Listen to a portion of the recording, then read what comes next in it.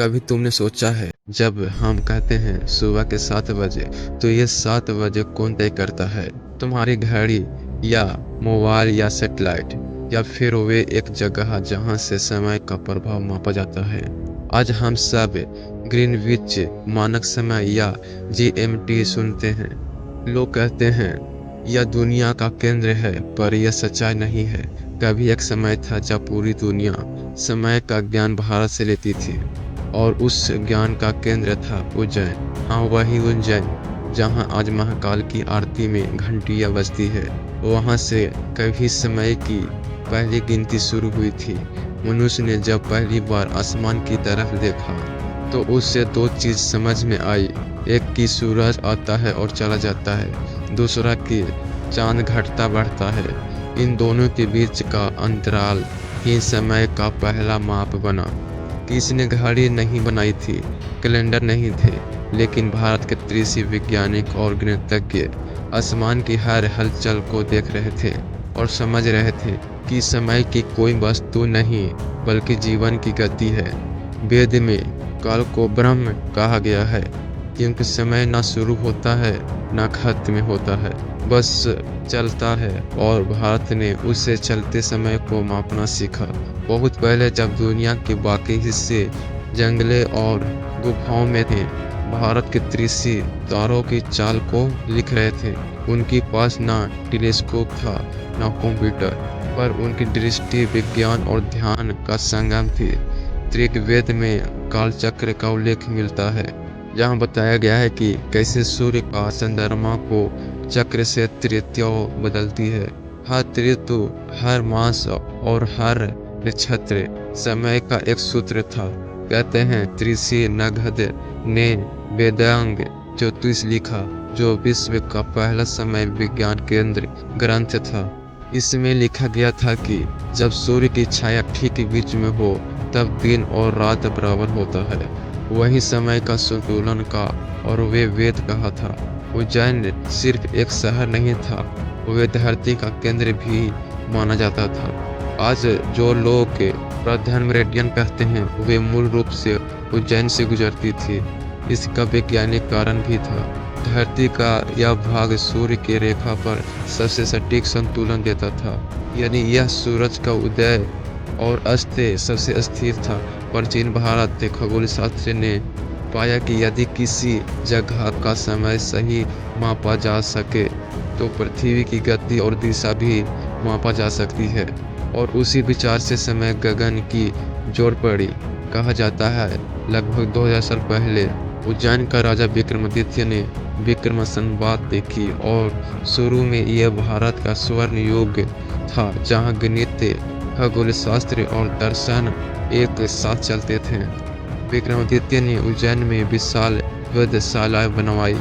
वहां सूर्य की परछाई से समय को मापा जाता था। हर दिन की शुरुआत और अंत सूर्य की एक किरण से तय होती थी, और यह गगन इतनी सटीक थी कि विदेश यात्रियों ने लिखा, भारत खगोल शास्त्री बिना घड़ी के सूरज की चाल से मिनट का अंतर पहचान लेते हैं। वह युग ऐसा था जब भारत कहता था, हम समय को नहीं देखते, हम समय को समझते हैं। फिर जन्म हुआ महान वैज्ञानिक आर्यभट्ट का। 5वीं सदी में उन्होंने लिखा, पृथ्वी अपनी अक्ष पर घूमता है, सूर्य नहीं चलता, चलती है हमारी दृष्टि। याद रखो, यह वे समय था जब यूरोप में लोग अभी भी मानते थे कि सूरज पृथ्वी के चारों ओर घूमता है। आर्यभट्ट ने न सिर्फ यह सिद्धांत दिया, बल्कि उन्होंने काल गणना का पूरा गणित लिखा। उनकी किताब आर्यभट्ट में दिन के घंटे, मिनट और सेकंड की परिभाषा भी थी। वे पहली बार बोले, दिन 24 घंटा का है। भारत ने न सिर्फ समय की गिनती की, बल्कि उस विज्ञान में बदल दिया। अब तुम सोचो, बिना मशीन के, बिना इलेक्ट्रॉनिक घड़ी के, किसी ने पत्थर की छड़ी से सूर्य की परछाई को मापकर जब छाया को 90 डिग्री होता है, बिना इलेक्ट्रॉनिक घड़ी के किसी ने सेकंड कैसे मापा होगा? भारत ने घड़ी यंत्र और छाया यंत्र बनाया। पत्थर की घड़ी या सूर्य की परछाई को मापकर जब जब छाया को कोण 90 डिग्री होता था तो वे दोपहर कहलाता था और हर एक डिग्री बदलने में लगने वाला समय घड़ी कहलाता था। इससे बना शब्द घड़ी यानी घड़ी का सिर्फ एक उपकरण नहीं बल्कि घड़ी यंत्र की याद है। आज भी जब कोई कहता है घड़ी देखो तो वे अनजान से भारत के ज्ञान की गूंज सुना रहा होता है। समय के साथ यह ज्ञान ग्रंथ से इमारतों में बदला। बुद्धशालियों यानी ऐसी जगह आसमान पे पढ़ा जाता था। उज्जैन की बुद्धशाला सबसे पुराना माना जाता है। बाद में दिल्ली, जयपुर, बनारस और मथुरा में भी बनी। इन बुद्धशालाओं में सूर्य घंटी, सम्राट यंत्र और नाड़ी वाली यंत्र जैसे उपकरण थे जो सैकड़ों साल तक सटीक समय बताते रहे।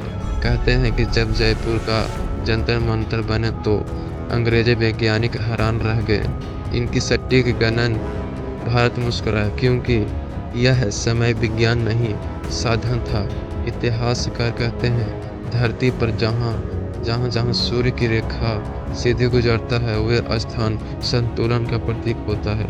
उज्जैन ऐसा ही बिंदु था जहाँ सूर्य ठहरता हुआ लगता था, इसलिए भारत ने उसे प्रीम लाइन कहा और वहाँ से समय की गणना शुरू की। लोग कहते थे जहाँ उज्जैन सूरज सिर पर होता है वहाँ से नई दिन शुरू होता है। भारत के लिए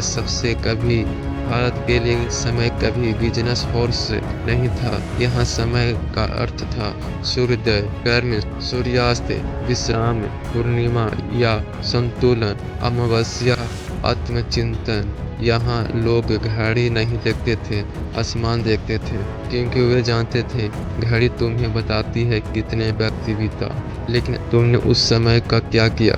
और यही से शुरू हुआ वो युग जब पूरी दुनिया भारत से समय पूछती थी।